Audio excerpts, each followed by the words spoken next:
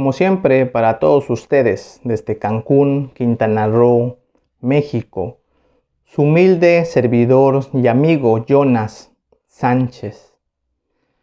Ya unas 7 semanas más para despedirnos de este año 2021.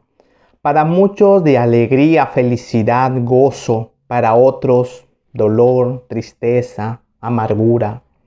Pero mientras tengamos vida, vamos para adelante, hacia adelante. Hoy hablemos un poco de las personas morales, privadas y oficiales como quejosos. Sí, hablemos de las personas morales, privadas y oficiales como quejosos de acuerdo al artículo 6 y 7 de la Ley de Amparo.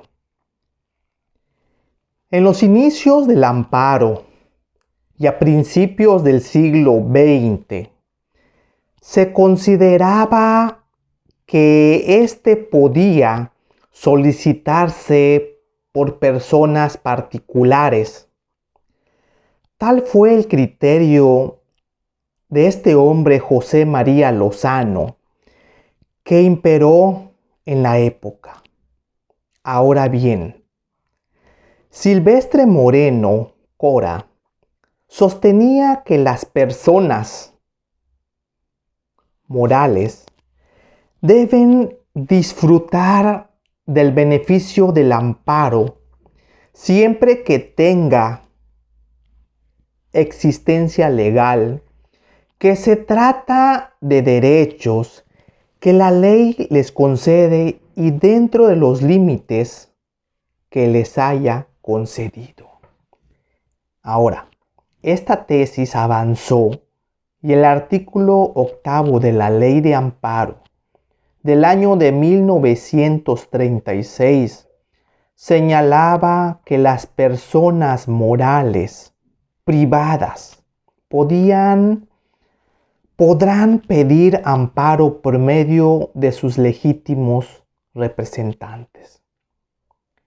El actual artículo 6 de la Ley de la Materia sostiene el juicio de amparo puede promoverse por la persona física o moral a quien afecte la norma general o el acto reclamado en términos de la fracción primera del artículo 5 de esta ley. Ahora,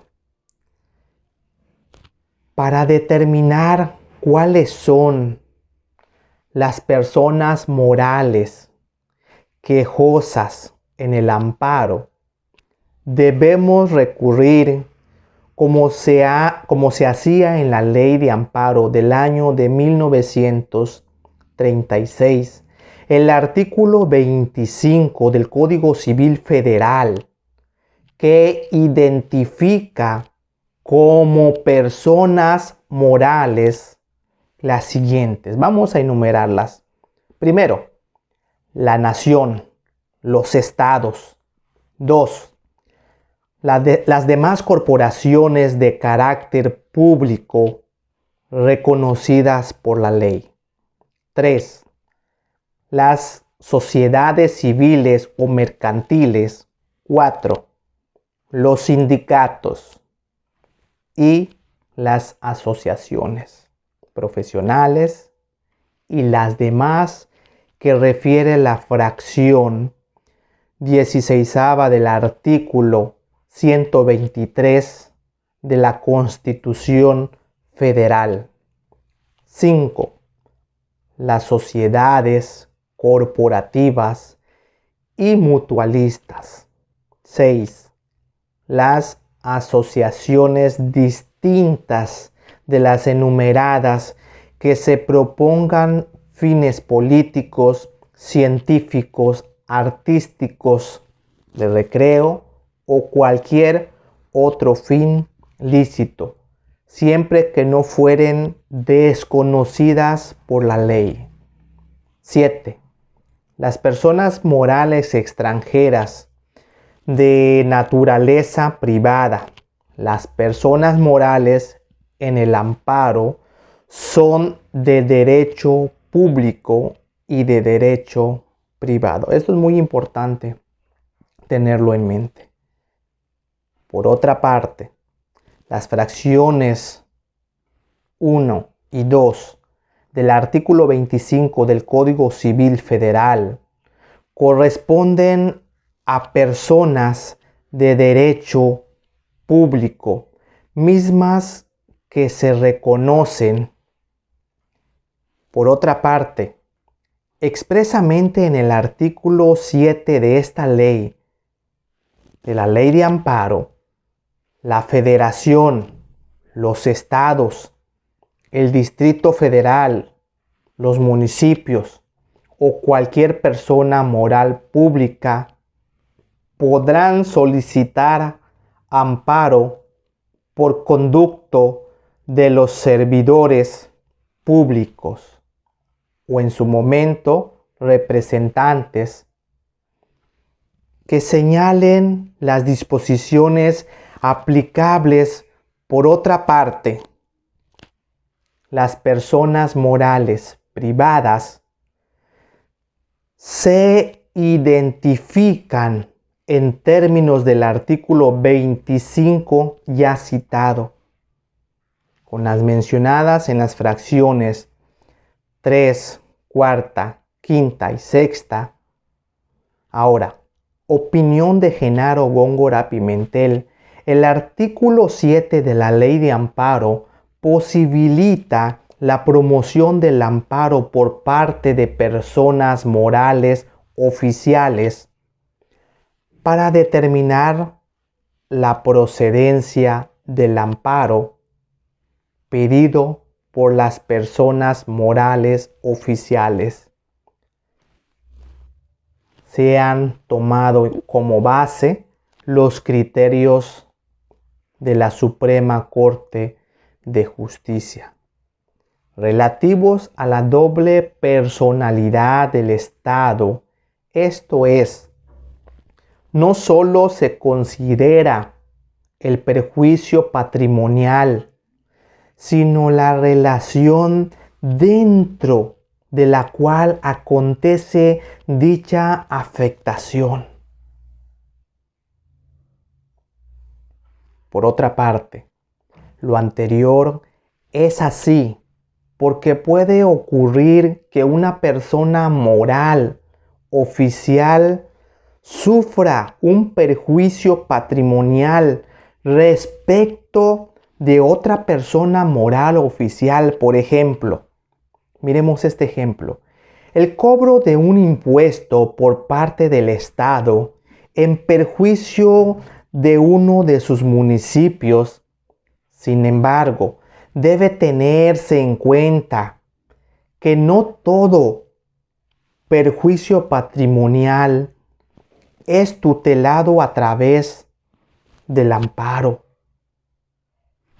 Pues en el ejemplo que se mencionó, la vía idónea es el juicio de controversia constitucional en términos de lo dispuesto por el artículo 105, fracción primera, inciso I. Esto de la Constitución Política de los Estados Unidos Mexicanos. Uno de los criterios que adoptó el Poder Judicial de la Federación al respecto fue de la tercera sala de la Suprema Corte de Justicia, de rubro siguiente: Estado doble personalidad. La nación organizada políticamente constituye al Estado y cuando comparece por medio del órgano capacitado con arreglo a la ley para representarlo en juicio y ocurre ante los tribunales, esto es importante, pretendiendo que se declaren que determinados bienes formen parte de su patrimonio, no ejecutar ningún acto de autoridad en que le sea necesario hacer uso de su imperio, sino que obra como persona particular. Ahora,